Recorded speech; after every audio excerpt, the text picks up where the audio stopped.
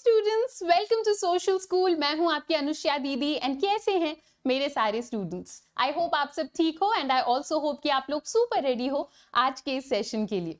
तो अगर यहाँ पे न्यू स्टूडेंट्स हैं ह्यूमैनिटीज के तो पहले तो चैनल को सब्सक्राइब कर लो, क्योंकि पूरे साल इस चैनल पे 11th एंड 12th ह्यूमैनिटीज की तैयारी होने वाली है। और जो हमारे पुराने स्टूडेंट्स हैं तुम्हें तो पता ही है, वीडियो को लाइक करो और इस सेशन को शेयर करो, ज्यादा से ज्यादा ह्यूमैनिटीज के बच्चों तक पहुंचाओ। तो आज के इस सेशन में हम लोग वन शॉट रिवीजन करने वाले हैं, मतलब पूरे चैप्टर को एक ही क्लास में हम लोग फिनिश करेंगे। तो आज के क्लास में हम लोग स्टार्ट कर रहे हैं chapter constitution why and how. बहुत इंटरेस्टिंग चैप्टर है एंड वैसे तो तुम लोगों को नाम से ही पता चल रहा होगा, पर इस चैप्टर में तुम्हें कॉन्स्टिट्यूशन के बारे में बहुत कुछ बताया जाएगा। क्योंकि ये तुम्हारा पहला चैप्टर है तो ये काइंड ऑफ एक इंट्रोडक्टरी चैप्टर भी है कि पूरे बुक में तुम्हें क्या क्या चीजें देखने को मिलेंगी। ठीक है, जब तक हमारा ये पूरा बुक खत्म होगा तुम्हें बहुत अच्छे से कॉन्स्टिट्यूशन की वर्किंग अच्छे से समझ आ जाएगी। इसके अलावा इस बुक में हम लोग इंस्टीट्यूशंस ऑफ द गवर्नमेंट के बारे में भी पढ़ेंगे, मतलब गवर्नमेंट के जो अलग अलग इंस्टीट्यूशंस हैं, इसमें लेजिस्लेचर आ जाता है, जुडिशरी, एग्जीक्यूटिव, इन सब के बारे में भी हम लोग इन डिटेल पढ़ेंगे। ठीक है, हम लोग गवर्नमेंट के बारे में समझेंगे, इलेक्शंस के बारे में इन डिटेल पढ़ेंगे, प्रेसिडेंट्स, प्राइम मिनिस्टर, इनके बारे में भी बहुत कुछ पढ़ेंगे हम। पर ये सब स्टार्ट करने से पहले सबसे इंपॉर्टेंट ये है कि तुम संविधान के बारे में समझो, क्योंकि अभी मैंने जो कुछ भी बताया तुम्हें गवर्नमेंट के अलग अलग इंस्टीट्यूशंस, इन सब के पास पावर कहां से आती है, इन सब का ओरिजिन कहां से हुआ है, संविधान से हुआ है, कॉन्स्टिट्यूशन से हुआ है। तो इसीलिए तुम्हारी इस बुक की शुरुआत ही ऐसे हो रही है कि तुम्हें कॉन्स्टिट्यूशन के बारे में बताया जा रहा है। तो by the end of this chapter, जब तक हमारा ये चैप्टर खत्म होगा, क्या क्या चीजें तुम लोगों को समझ आ जाएंगी। सबसे पहले तो तुम्हें ये क्लियर हो जाएगा कि कॉन्स्टिट्यूशन का क्या मतलब होता है। ठीक है, कि कॉन्स्टिट्यूशन का क्या मतलब होता है। नेक्स्ट, जब तक ये चैप्टर फिनिश होगा तुम्हें ये भी क्लैरिटी मिलेगी कि कॉन्स्टिट्यूशन का क्या काम होता है सोसाइटी में। ठीक है, कॉन्स्टिट्यूशन सोसाइटी में करता क्या है, कॉन्स्टिट्यूशन का काम क्या होता है। और क्या समझ आएगा तुम्हें इस चैप्टर के एंड तक, तुम्हें ये समझ आएगा कि हाउ कॉन्स्टिट्यूशन कैसे गवर्नमेंट में एलोकेशन ऑफ पावर करता है, मतलब गवर्नमेंट में अलग अलग बॉडीज को पावर एलोकेट करना, ये भी कॉन्स्टिट्यूशन का काम होता है। तो कैसे कॉन्स्टिट्यूशन अलग अलग इंस्टीट्यूशंस ऑफ गवर्नमेंट को पावर देता है, ये भी तुम्हें समझ आएगा। ठीक है, नेक्स्ट, जब तक ये चैप्टर फिनिश होगा तुम्हें इस चीज पर भी क्लैरिटी मिलेगी कि हमारा जो संविधान है, इंडिया का जो कॉन्स्टिट्यूशन है, वो कैसे बना था। ठीक है, तो अभी तो बस हमारा चैप्टर स्टार्ट ही हो रहा है, जब तक खत्म होगा तुम्हें ये सारी चीजें समझ आ जाएंगी। तो पहला टॉपिक हमारा ये है, why do we need a constitution. हम लोग बचपन से संविधान के बारे में बहुत कुछ सुनते हुए आ रहे हैं, पर सबसे पहले समझना ये जरूरी है कि संविधान इतना इंपॉर्टेंट क्यों है, कॉन्स्टिट्यूशन की हमें जरूरत क्यों है। ठीक है, इसके अलावा और भी कुछ कुछ चीजें तुम लोग इस चैप्टर में समझोगे, जैसे कि संविधान होता क्या है, संविधान का फंक्शन क्या होता है, एक सोसाइटी में संविधान का क्या काम होता है। ठीक है, डेली एग्जिस्टेंस में कॉन्स्टिट्यूशन का क्या काम होता है, ये सारी चीजें भी तुम्हें इस चैप्टर में समझा दी जाएंगी। पर सबसे पहले हम इस टॉपिक से शुरुआत करेंगे कि संविधान का क्या रोल है सोसाइटी में, हमें संविधान की क्यों जरूरत है। ठीक है, तो फर्स्ट रोल जो कि कॉन्स्टिट्यूशन का होता है वो ये है कि कॉन्स्टिट्यूशन कोऑर्डिनेशन और अश्योरेंस लेकर आता है हमारे सोसाइटी में। क्या मतलब है इसका, ये समझने के लिए हम एग्जाम्पल लेंगे फुटबॉल का। ठीक है, आई एम वेरी श्योर कि आप में से काफी सारे बच्चे अलग अलग स्पोर्ट्स खेलते होंगे, तो फुटबॉल की जगह अगर तुम कोई और स्पोर्ट इमेजिन करना चाहो तो भी चिल है। ठीक है, तो फुटबॉल में क्या होता है, देखो मुझे ज्यादा तो नहीं पता फुटबॉल के बारे में, पर मुझे ये पता है कि फुटबॉल का एक बहुत बेसिक रूल ये होता है कि तुम फुटबॉल को हाथ में उठाकर नहीं भाग सकते, है ना। तो चलो एक इमेजिनरी सिचुएशन सोचते हैं। ठीक है, मान लो मैच चल रहा है, दो टीम्स हैं, टीम ए और टीम बी। टीम ए बहुत अच्छे से मैच में पार्टिसिपेट कर रही है और टीम बी के लोग एकदम रूल्स तोड़ रहे हैं, वो लोग मस्त बॉल को अपने हाथ में उठा के गोल की तरफ भाग रहे हैं। ऐसे में क्या होगा, जो लोग मैच खेल रहे हैं उनको मजा नहीं आएगा, है ना, जो वहां पे ऑडियंस गई है, जो लोग मैच देखने के लिए गए हैं, उनको भी मजा नहीं आएगा। ताकि इस टाइप की सिचुएशन क्रिएट ना हो स्पोर्ट्स में, हमने क्या करा, हमने कुछ बेसिक रूल्स बना दिए, है ना। और हम इन लोगों से बोलते हैं कि तुम्हें इन रूल्स को मानना भी पड़ेगा। अगर तुम स्पोर्ट्स के रूल्स को नहीं मानोगे तो हम क्या करेंगे, हम तुम्हारे ऊपर पेनल्टी लगा देंगे, कुछ ना कुछ पनिशमेंट देंगे, है ना। तो ऐसा ही कुछ सोसाइटी में भी होता है।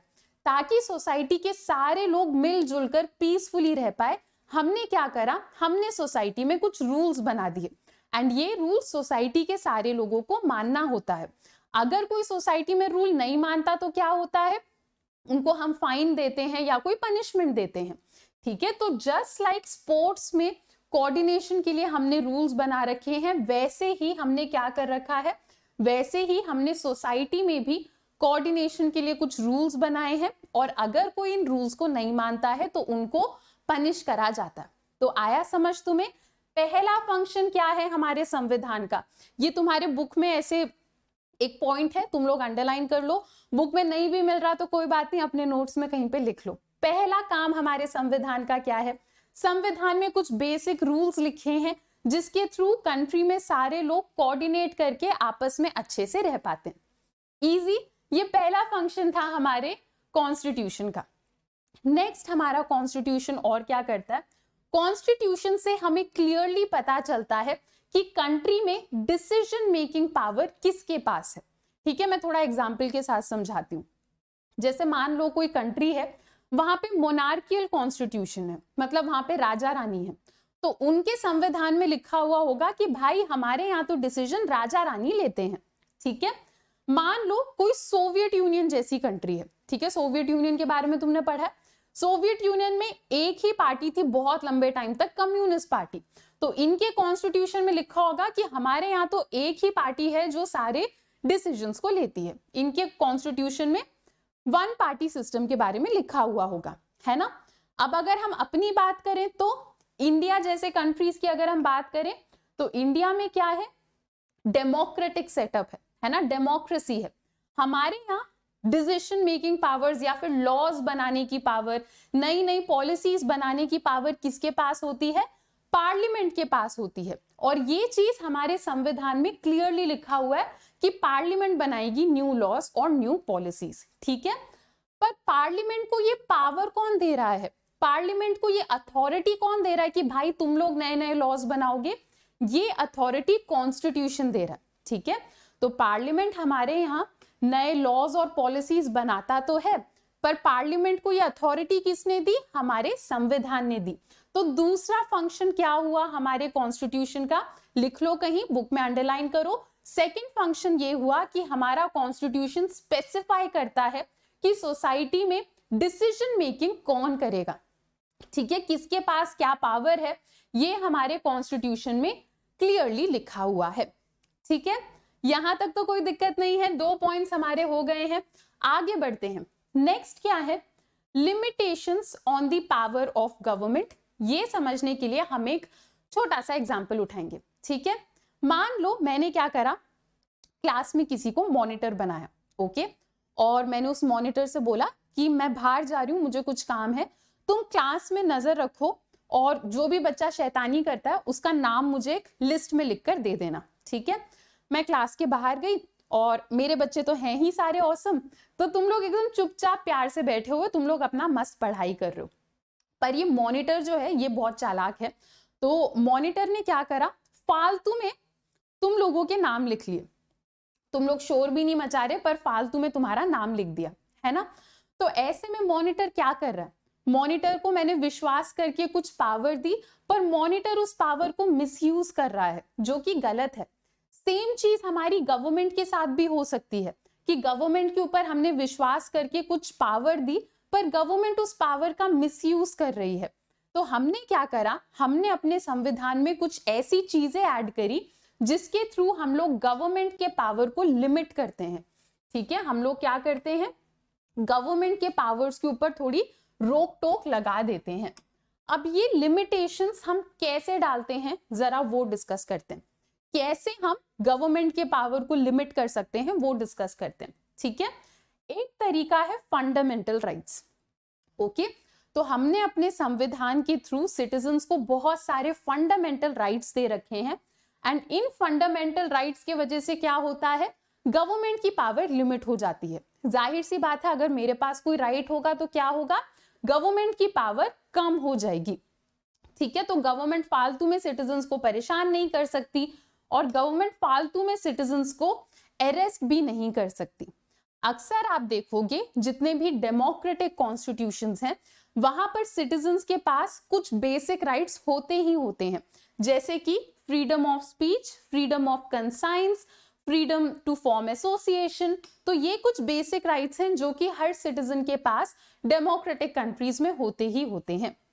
ठीक है, कभी कभी इन राइट्स को हमसे छीन लिया जाता है, जैसे मान लो अगर कंट्री में नेशनल इमरजेंसी डिक्लेयर हो जाए तो उस टाइप के सिचुएशन में हमसे राइट्स छीन लिए जाते हैं। ठीक है, वरना मोस्ट ऑफ द केसेस में हम लोग इन राइट्स को एंजॉय करते हैं।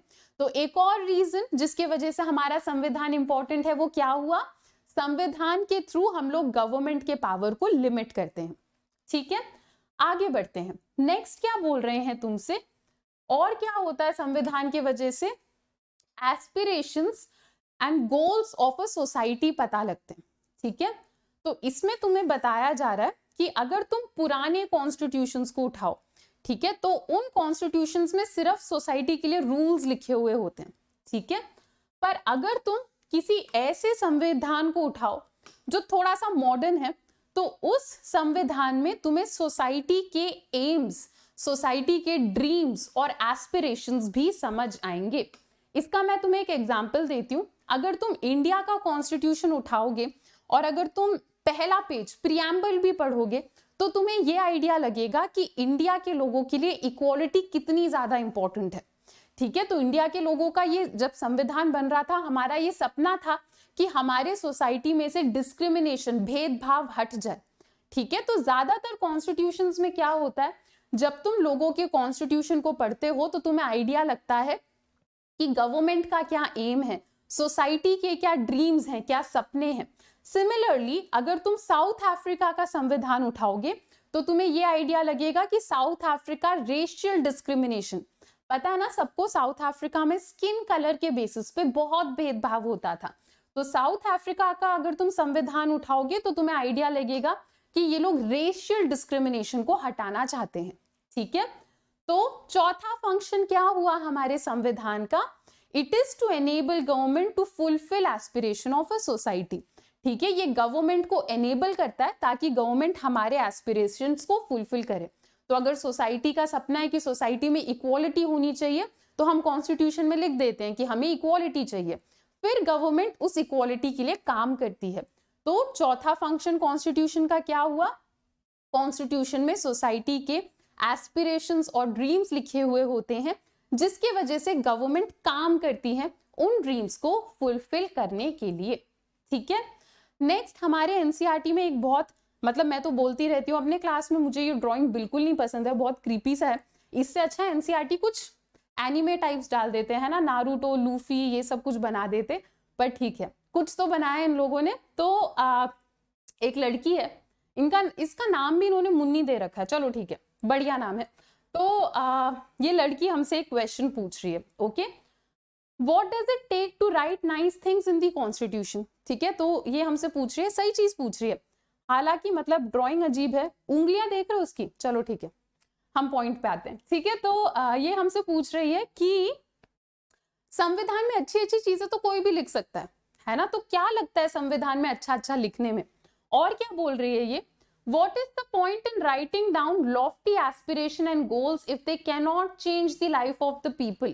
ठीक है, संविधान में बड़ी बड़ी चीजें लिखने से क्या होता है, अगर वो लोगों की जिंदगी तक नहीं पहुंच पा रहा, अगर वो सोसाइटी में कोई बदलाव लेकर नहीं आ रहा है, तो ये बोल तो बिल्कुल सही रही है। ठीक है, कॉन्स्टिट्यूशन में अच्छी चीजें हमने लिखी तो है, पर उसे इंप्लीमेंट करना और ज्यादा जरूरी है।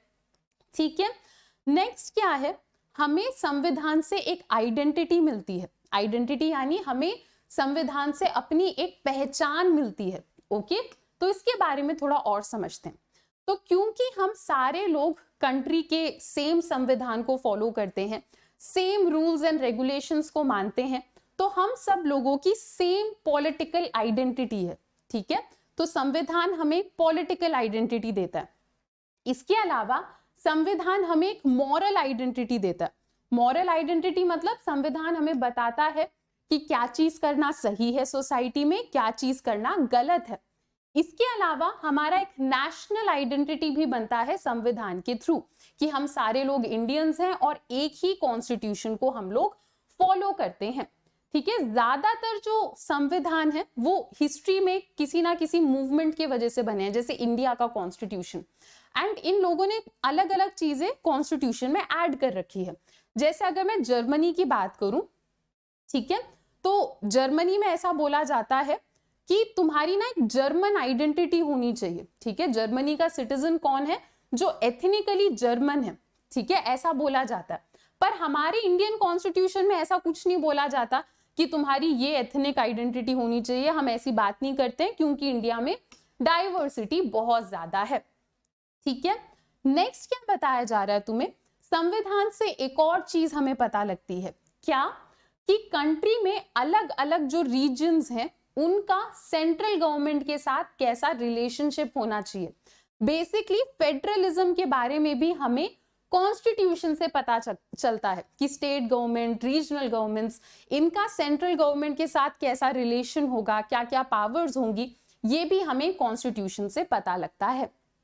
ठीक है, चलो तो अब हम लोग आगे बढ़ते हैं, अपना नेक्स्ट टॉपिक देखते हैं, the authority of a constitution.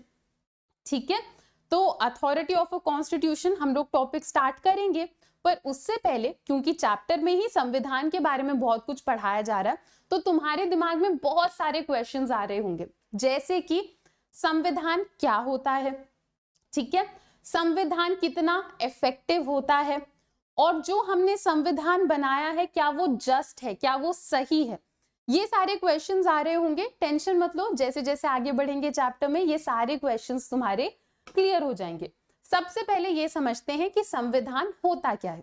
ठीक है, तो अभी मैंने चैप्टर के शुरुआत में बताया ना कि हमें सोसाइटी के लिए कुछ रूल्स और रेगुलेशंस चाहिए होते हैं, तो एक ऐसा डॉक्यूमेंट जिसमें सोसाइटी के रूल्स एंड रेगुलेशन लिखे हुए होते हैं उसको हम संविधान कहते हैं। ठीक है, अब इंडिया जैसी कंट्री में एक ऐसा डॉक्यूमेंट है जिसमें रूल्स एंड रेगुलेशन लिखे हुए हैं, उसको हम कॉन्स्टिट्यूशन कहते हैं।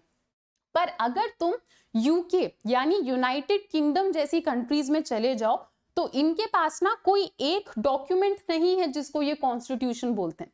ठीक है, इनके पास कोई सिंगल डॉक्यूमेंट नहीं है, इनके पास सीरीज ऑफ डॉक्यूमेंट्स हैं, अलग अलग डॉक्यूमेंट्स हैं जिनको साथ में मिलाकर ये संविधान बोलते हैं। ठीक है, तो ऐसे में संविधान की डेफिनेशन को हम लोग हल्का सा बदल सकते हैं और हम बोलेंगे संविधान क्या होता है, या तो वो एक डॉक्यूमेंट भी हो सकता है या फिर वो एक सेट ऑफ डॉक्यूमेंट्स भी हो सकता है जिसमें अभी हमने जो सारे फंक्शंस पढ़े वो सारे फंक्शंस होते हैं। ठीक है, जरूरी नहीं है एक ही डॉक्यूमेंट में सारी चीजें लिखी हो। यूनाइटेड किंगडम जैसे कंट्रीज के संविधान में, ठीक है, उनका एक डॉक्यूमेंट नहीं होता, बहुत सारी सीरीज ऑफ डॉक्यूमेंट्स उनके होते हैं।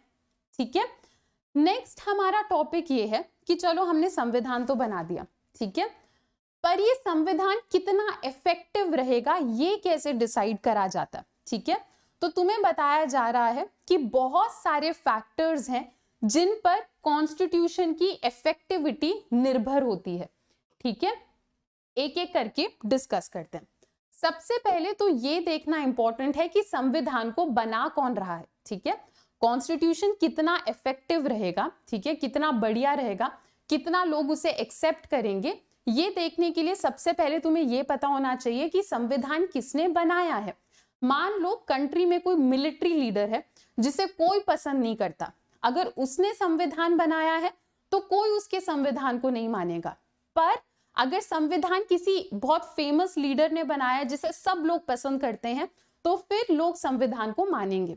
ठीक है, आप इसे कुछ इस तरीके से ले सकते हो कि अगर कोई ऐसी टीचर है जो तुम सबको पसंद है, तो अगर वो तुम्हें कोई होमवर्क दे रही है, तुम्हें कोई काम दे रही है, तो तुम शायद वो काम कर लोगे।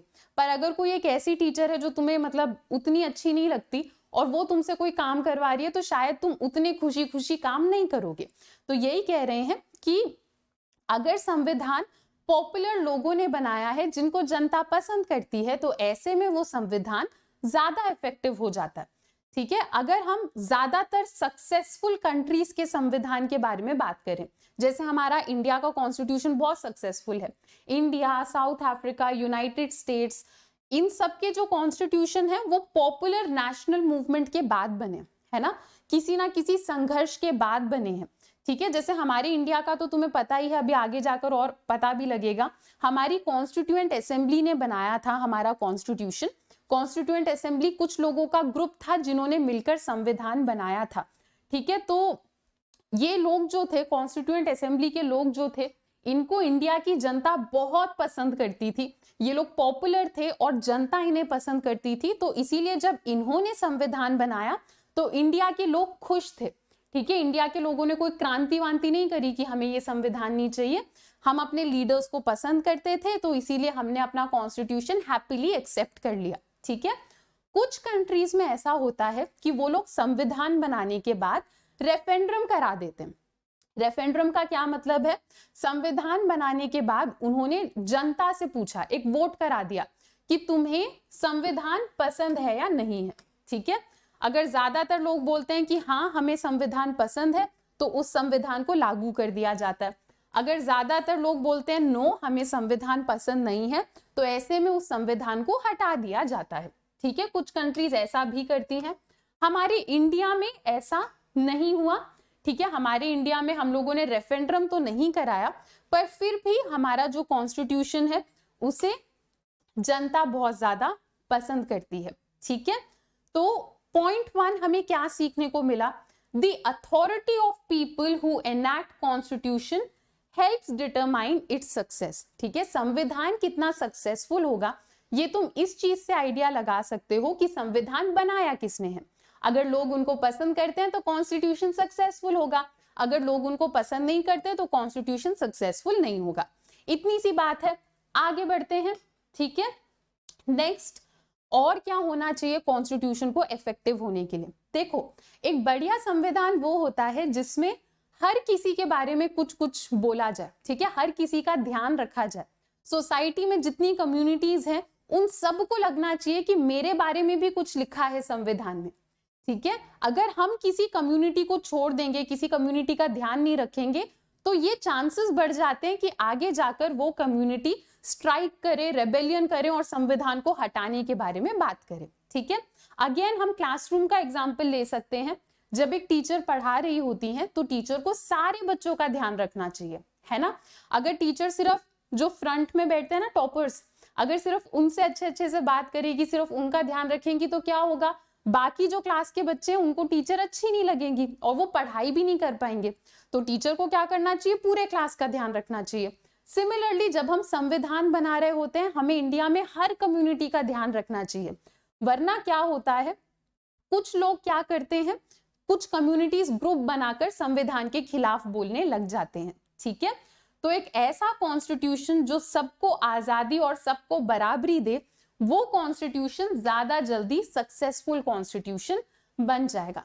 ठीक है, नेक्स्ट क्या होना चाहिए कॉन्स्टिट्यूशन में?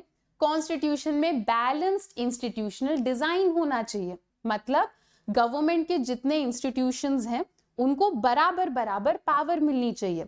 अगर हम किसी एक इंस्टीट्यूशन को बहुत ज्यादा पावर दे देंगे तो वो गवर्नमेंट को टेक ओवर कर लेगा, है ना। उसके हाथ में सारी पावर चली जाएगी, फिर वो अपनी चलाएगा, दादागिरी करेगा। तो हमें क्या करना चाहिए? हमें बैलेंस तरीके से सबके हाथ में पावर बांटनी चाहिए। इसे एक और तरीके से समझो, बचपन से हम लोग पढ़ते हुए आ रहे हैं 3 ऑर्गन्स ऑफ द गवर्नमेंट, कि हमारे गवर्नमेंट के 3 हिस्से हैं, लेजिस्लेचर, एग्जीक्यूटिव और जुडिशरी। ठीक है, एंड इन तीनों को हमने अलग अलग काम दे रखा है। लेजिस्लेचर कानून बनाती है, एग्जीक्यूटिव उसे इंप्लीमेंट करते हैं, जुडिशरी मतलब कोर्ट और जजेस का सिस्टम, है ना। इन तीनों का काम अलग अलग है, पर इन तीनों को हमने बराबर पावर दे रखी है। ठीक है, तो इस तरीके से एक बैलेंस तरीके से पावर बांटना चाहिए, तभी जो कॉन्स्टिट्यूशन है वो सक्सेसफुल हो पाता है। इसके अलावा हमारा जो सिस्टम है वो system of checks and balances पे चलता है। चेक्स एंड बैलेंसेस का क्या मतलब है? लेजिस्लेचर, एग्जीक्यूटिव और जुडिशरी ये एक एक दूसरे के ऊपर नजर रखते हैं, साथ में कोऑर्डिनेट करते हैं, एक दूसरे को चेक करते रहते हैं, तो हमारा सिस्टम चेक्स एंड बैलेंसेस पे काम करता है। ठीक है, तो ये सिस्टम भी बहुत अच्छा होता है। अगर हम इस तरीके से पावर को इक्वली बांटेंगे तभी कंट्री सक्सेसफुल हो सकती है। इसके अलावा एक और चीज समझना कि एक बढ़िया संविधान ऐसा होता है जो थोड़ा थोड़ा फ्लेक्सिबल हो और थोड़ा थोड़ा रिजिड हो, जिसमें फ्लेक्सिबिलिटी और रिजिडिटी का बैलेंस होता है। अब होता क्या है ये फ्लेक्सिबिलिटी और रिजिडिटी, मैं तुम्हें ये बताती हूँ। ठीक है, फ्लेक्सिबिलिटी मतलब देखो टाइम के साथ चीजें बदलती हैं, तो संविधान को भी बदलना होगा। तो संविधान हमारा ऐसा होना चाहिए कि हम उसे टाइम के साथ बदल पाए, इसे हम कहते हैं फ्लेक्सिबिलिटी। रिजिडिटी क्या होता है? संविधान में कुछ ऐसी चीजें हैं जो कभी नहीं बदलनी चाहिए, जैसे इक्वालिटी, चाहे जितने साल हो जाए इक्वालिटी हमारे लिए हमेशा इंपॉर्टेंट रहेगा, तो इक्वालिटी को कोई संविधान से हटा नहीं सकता, इसे हम कहते हैं रिजिडिटी। रिजिडिटी मतलब कुछ चीजें संविधान से हटाना मुश्किल है, फ्लेक्सिबिलिटी मतलब कुछ चीजें संविधान से हटाना या ऐड करना आसान है। तो संविधान में ना एक बैलेंस होना चाहिए रिजिडिटी और फ्लेक्सिबिलिटी का, तभी वो संविधान सक्सेसफुल हो पाता है। ठीक है, वैसे तो तुम्हें चैप्टर 9 में इन डिटेल बताया जाएगा, पर मैं अभी थोड़ा सा तुम्हें बता रही हूं। हमारे इंडियन कॉन्स्टिट्यूशन को लिविंग डॉक्यूमेंट भी बोला जाता है। ठीक है, वैसे तो इसका रियल रीजन मतलब इन डिटेल रीजन हम लोग चैप्टर 9 में पढ़ेंगे, पर क्योंकि अभी ये मेंशन हो रखा है तो मैं तुम्हें थोड़ा सा बता देती हूँ। जैसे हम लिविंग बींग्स टाइम के साथ बदलते हैं ना, तो वैसे हमारा संविधान भी टाइम के साथ बदलता है, तो इसीलिए टाइम को कॉन्स्टिट्यूशन को हम, संविधान को हम अ लिविंग डॉक्यूमेंट बोलते हैं। ठीक है, तो संविधान के बारे में बहुत कुछ पढ़ लिया। नेक्स्ट टॉपिक क्या है? How was the Indian constitution made? हमारा जो इंडिया का संविधान है वो बना कैसे था? थोड़ा तो मैंने तुम लोगों को बताया कि कॉन्स्टिट्यूएंट असेंबली ने बनाया था हमारा संविधान। कुछ लोगों का ग्रुप था जिन्होंने मिलकर हमारा संविधान बनाया था।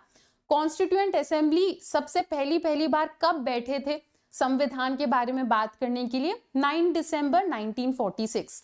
उसके बाद इंडिया का पार्टीशन हो जाता है, तो कॉन्स्टिट्यूएंट असेंबली का थोड़ा सा हिस्सा पाकिस्तान का कॉन्स्टिट्यूशन बनाता है और constituent assembly of India India का कॉन्स्टिट्यूशन बनाता है। ठीक है, तो पार्टीशन के बाद 14 अगस्त 1947 को constituent assembly for divided India, मतलब इंडिया के लिए कॉन्स्टिट्यूएंट असेंबली बन जाती है। ठीक है, नेक्स्ट तुम्हें क्या बताया जा रहा है? इस कॉन्स्टिट्यूएंट असेंबली में हमने पॉपुलेशन के हिसाब से अलग अलग प्रिंसली स्टेट और प्रोविंसेस से लोगों को रखा था। अच्छा, अब ये थोड़ा सा समझ लो कि प्रिंसली स्टेट और प्रोविंस क्या होता है। तो इंडिया में जब ब्रिटिशर्स कब्जा कर रहे थे तो उस टाइम पे दो टाइप के एरियाज थे। ठीक है, एक एरिया जहां पर ब्रिटिशर्स डायरेक्टली रूल कर रहे थे, तो उस एरिया को हम कहते थे प्रोविंस। ठीक है, एक एरिया ऐसा होता था जहां पर राजा रानी का सिस्टम होता था, मतलब राजा होते थे पर ये राजा ब्रिटिशर के नीचे काम करते थे। ठीक है, तो ऐसे इलाके जहां नाम के लिए राजा हैं पर राजा ब्रिटिशर के नीचे काम करते थे, इस एरिया को प्रिंसली स्टेट कहा जाता था। हमने सोचा कि जब हम कॉन्स्टिट्यूएंट असेंबली बनाएंगे तो हम दोनों जगह से, प्रोविंस से भी प्रिंसली स्टेट से भी, पॉपुलेशन के आधार पर लोगों को चुनेंगे संविधान बनाने के लिए। ठीक है, तो हमने सोचा हम लोग रफली 1:10 लाख का रेशियो रखेंगे। ठीक है, अब इस रेशियो के ऊपर ज्यादा ध्यान मत दो, मैं इसका मतलब समझाती हूँ तुम्हें। इसका क्या मतलब है कि प्रोविंस में से हम लोगों ने 292 मेंबर्स को लिया। ठीक है, और प्रिंसली स्टेट्स में से हम लोगों ने 93 सीट्स के बारे में सोचा कि मिनिमम हम लोग क्या करेंगे, 93 सीट्स रखेंगे अपने प्रिंसली स्टेट से। ठीक है, चलो नेक्स्ट हमने और क्या सोचा कि मुस्लिम, सिख एंड जनरल, ऐसे 3 कम्युनिटीज रखेंगे हम, Muslim, Sikh and general, and इन तीनों कम्युनिटी से भी हम लोग रिप्रेजेंटेशन रखना चाहेंगे जब वोटिंग होगी। ये हमारा प्लान था। ठीक है, तो फिर हमने मतलब सारा सोच समझ के इलेक्शन करा और इलेक्शन करने के बाद एक प्रोविंशियल लेजिस्लेटिव असेंबली बनाई। ठीक है, तो तुम इसे ऐसे समझो कि हम लोगों ने इलेक्शन रखा, इलेक्शन रखने के बाद हमने लेजिस्लेटिव असेंबली को चुना, है ना। अब इन लेजिस्लेटिव असेंबली के लोगों ने कॉन्स्टिट्यूएंट असेंबली के लोगों को चुना, ठीक है। तो जनता ने, ठीक है, जे मतलब जनता, जनता ने लेजिस्लेटिव असेंबली को चुना, लेजिस्लेटिव असेंबली के लोगों ने कॉन्स्टिट्यूएंट असेंबली के लोगों को चुना। तो हम लोगों ने डायरेक्टली कॉन्स्टिट्यूएंट असेंबली के लोगों को नहीं चुना, हम लोगों ने इनडायरेक्टली इनको चुना था, ठीक है। हमने लेजिस्लेटिव असेंबली को इलेक्ट करा, लेजिस्लेटिव असेंबली ने कॉन्स्टिट्यूएंट असेंबली के लोगों को रखा। तो याद रखना, ऐसे क्वेश्चन एमसीक्यू में बहुत ज्यादा आते हैं कि कॉन्स्टिट्यूएंट असेंबली के लोग इनडायरेक्ट इलेक्शन से चुने गए थे, ठीक है। चलो आगे बढ़ते हैं। अब क्या बताया जा रहा है तुम्हें, कॉम्पोजिशन ऑफ कॉन्स्टिट्यूएंट असेंबली, ठीक है। कॉन्स्टिट्यूएंट असेंबली में कौन कौन था ये तुम्हें बताया जा रहा है। तो हमारे कॉन्स्टिट्यूएंट असेंबली में 299 मेंबर्स थे, ये तुम्हें याद रखना है। बाकी इस स्लाइड में जितनी भी डेट्स हैं ये डेट्स तुम्हें याद रखनी है। हमारा कॉन्स्टिट्यूशन अडॉप्ट कब हुआ था, मतलब कब तक बन के रेडी हो गया था, 26 नवंबर 1949, ठीक है। नेक्स्ट हमने अपने कॉन्स्टिट्यूशन को साइन कब तक करा था, हमारे कॉन्स्टिट्यूशन को हमने साइन कब तक करा था, 24 जनवरी 1950 तक। नेक्स्ट हमारा जो कॉन्स्टिट्यूशन है वो इफेक्ट में कब से आया, ठीक है। कॉन्स्टिट्यूशन को हमने इंप्लीमेंट कब से करना स्टार्ट करा, 26 जनवरी 1950, ठीक है। याद रखना, तुम्हें अभी सुनने में लग रहा होगा कि अच्छा चलो ठीक है, आराम से इन लोगों ने मिलकर बैठकर बढ़िया संविधान बनाया होगा। तो संविधान तो बढ़िया बना था, पर उस टाइम पे इंडिया में बहुत वायलेंस चल रहा था, क्योंकि पार्टीशन का टाइम था, पाकिस्तान बन गया था, तो बहुत ज्यादा वायलेंस चलता था हमारे इंडिया में। तो इस वायलेंस के माहौल में इन लोगों ने मिलकर हमारा संविधान बनाया था। तो जब हमारा कॉन्स्टिट्यूशन बन रहा था, हमारे लीडर्स ने सोचा कि हम एक न्यू कंसेप्शन ऑफ सिटीजनशिप लेकर आएंगे। जब ब्रिटिशर्स थे तब तो हमें कोई राइट ही नहीं मिलता था, पर अब हमारे लीडर्स ने सोचा कि अब हम चीजें बदल सकते हैं। तो इन्होंने हमारे संविधान में बहुत अच्छी अच्छी चीजें लिखी कि अब ये लोग क्या करेंगे, सबको इक्वल ट्रीटमेंट देंगे, ठीक है। जो लोग थोड़ा बैकवर्ड हैं उनको अपलिफ्ट करेंगे, ये सारी चीजें लिखी। ओके, चलो, तो अगेन तुम्हें ये बताया जा रहा है कि जो हमारे कॉन्स्टिट्यूएंट असेंबली के लोग थे उनको हमने डायरेक्टली इलेक्ट नहीं करा था, पर हाँ ऐसा माना जाता है कि अगर हम डायरेक्टली इलेक्ट करते ना तो भी कुछ हद तक कॉन्स्टिट्यूएंट असेंबली में वही लोग होते जो कि थे, ठीक है। नेक्स्ट, कॉन्स्टिट्यूएंट असेंबली में डाइवर्सिटी भी थी। इसका तुम्हें एक एग्जाम्पल दिया जा रहा है कि कॉन्स्टिट्यूएंट असेंबली में 28 मेंबर्स ऐसे थे जो कि शेड्यूल्ड कास्ट को बिलोंग करते थे। ज्यादातर लोग कॉन्स्टिट्यूएंट असेंबली में कांग्रेस के थे, ठीक है। तो 82% लोग कांग्रेस के ही थे कॉन्स्टिट्यूएंट असेंबली में। पर आज की कांग्रेस और उस टाइम की कांग्रेस में बहुत ज्यादा फर्क है। उस टाइम की जो कांग्रेस है उसमें बहुत ज्यादा डाइवर्सिटी थी, लोग अलग अलग बैकग्राउंड के थे, अलग अलग कल्चर, अलग अलग रिलीजन के थे, और ये लोग आपस में अक्सर डिबेट एंड डिस्कशन किया करते थे, ठीक है। तो नेक्स्ट टॉपिक है तुम्हारा द प्रिंसिपल ऑफ डेलिब्रेशन। इसमें तुम्हें यही समझाया जा रहा है कि संविधान बनाते टाइम सारे मेंबर्स बहुत ज्यादा डिबेट एंड डिस्कशन करते थे। किन चीजों को लेकर डिबेट एंड डिस्कशन करते थे कि हम लोग अपना गवर्नमेंट का सिस्टम कैसे रखें, सेंट्रलाइज्ड या डिसेंट्रलाइज्ड, ठीक है। नेक्स्ट, सेंटर और स्टेट्स के बीच का रिलेशन कैसा होना चाहिए, जुडिशरी के पास क्या पावर होनी चाहिए, ठीक है। तो ये सारी चीजें ये लोग डिस्कस करते रहते थे, ठीक है। हर मामले में बहुत लंबा लंबा डिस्कशन होता था इनका, पर एक मैटर ऐसा है जिनके ऊपर इन्होंने बहुत लंबी डिबेट नहीं करी, क्योंकि सारे लोग झट से मान जाते हैं कि हाँ ये तो इंपॉर्टेंट है, इंडिया में होना चाहिए। वो था इंट्रोडक्शन ऑफ यूनिवर्सल सफरेज। इसमें कहा जाता है, यूनिवर्सल सफरेज में कहा जाता है कि सारे सिटीजन्स को वोटिंग राइट दे दो, ठीक है। मतलब एज लिमिट लगाओ पर उसके अलावा कोई भेदभाव मत करो, सबको वोटिंग राइट दे दो। तो इस बारे में ज्यादा डिबेट एंड डिस्कशन नहीं हुआ, सारे लोग झट से मान जाते हैं कि हाँ ये तो इंडिया में होना चाहिए। नेक्स्ट, जब हमारा कॉन्स्टिट्यूशन बन रहा था तो क्या था, हमारे कॉन्स्टिट्यूएंट असेंबली के लोग पब्लिक रीजन को भी फॉलो कर रहे थे। पब्लिक रीजन मतलब जब ये संविधान बना रहे थे तो ये सिर्फ अपने बारे में नहीं सोच रहे थे, ये जनता के बारे में, पब्लिक के बारे में सोच रहे थे कि हम जो कर रहे हैं उसका असर पूरे सोसाइटी के ऊपर कैसे पड़ेगा। तो इसे कहते हैं पब्लिक रीजन। पब्लिक रीजन मतलब सिर्फ अपनी अपनी ना सोचना और पूरे कम्युनिटी के बारे में सोचना।